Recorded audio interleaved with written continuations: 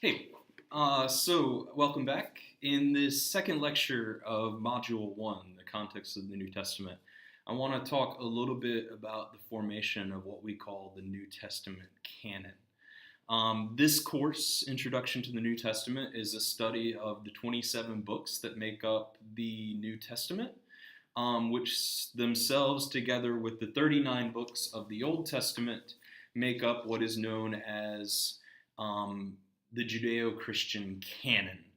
The word canon, spelled C-A-N-O-N, in the Greek is a word that means literally rule or standard or measure.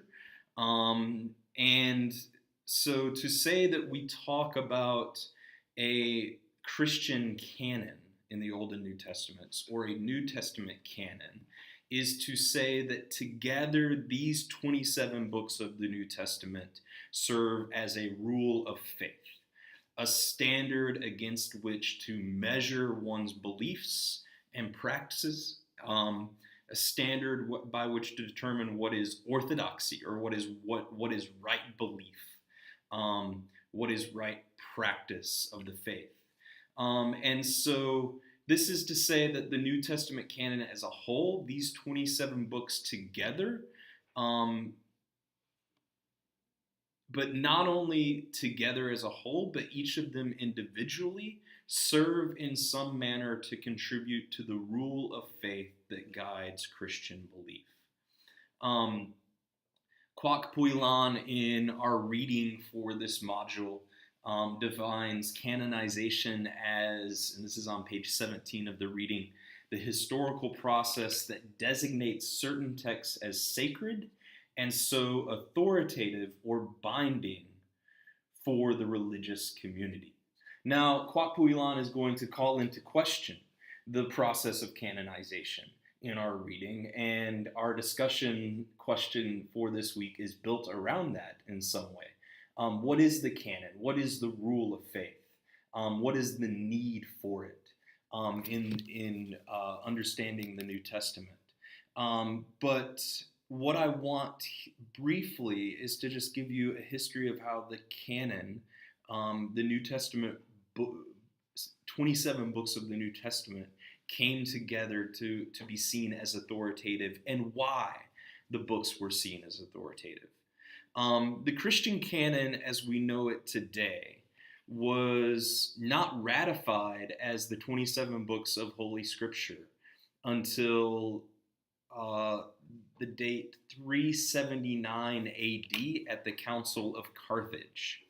And it was actually an Easter letter written by a bishop of the church, Athanasius, who died in 372 AD. A bishop of Alexandria, who actually wrote in a letter and articulated for the first time the 27 books that make up the whole of the New Testament and the whole of the Christian canon. That letter was affirmed at the Council of Carthage in 372, and ever since then, it has been said that these 27 books are what make up the New Testament. They're not to be added to, they're not to be subtracted from. But the New Testament as a whole is in these 27 books the standard or rule, the writings by which we get our standard and our rule of faith as Christians. So what I want to talk about is, why is a book of the Bible? Why is Matthew, for example, or Mark, for example, or the book of James, or a letter by Paul, say 1st or 2nd Corinthians or Galatians, or the book of Revelation, why is it seen as canonical? And basically there's 3 rules or 3 guidelines that Athanasius laid out that must be met in order for a book to be seen as canonical or authoritative in the New Testament. First of all, it must have what is called apostolic authority. And apostolic authority is basically a way of saying that it must have been written by an apostle, a direct follower of Jesus Christ, who Jesus himself has authorized as a true disciple. So an apostle is one who has directly received from Jesus in history the commandment to follow him and the commandment to proclaim the gospel. And what Athanasius said is that any book of the Bible that is going to fit into the New Testament canon and be seen as authoritative for the Christian faith must be written by a follower of Jesus who has been directly authorized by Jesus as a disciple, and who is a direct follower of Jesus as an apostle. So that's the first guideline that Athanasius laid out. The second guideline that Athanasius laid out was that the book or the letter, the gospel or the book or the letter that is being written must contain Christ-honoring doctrinal content in line with the teachings of other apostles. In other words, what it's saying is this, whatever is written in this book as a witness and testimony to Christ, must be also testified to and in coherence with the testimony of other books written by other apostles, other witnesses to Christ written by other apostles. In other words, there must not be any contradiction in the witness to Jesus that occurs between one book of the Bible, one book of the New Testament, and other books that are recognized as authoritative. And thirdly, there must be continuous acknowledgement throughout history by the church of the importance of the use of this book or letter for spiritual growth and discipleship. If a book or letter can match those three criteria, Athanasius said, if it is written by an apostle or Jesus himself, if it contains a witness that resonates with and that is in agreement with the witness of the other apostles, and if it continues to allow and provide upbuilding to the Christian faith, then this is an authoritative book that we can say, without doubt, witnesses to the truth of Jesus Christ.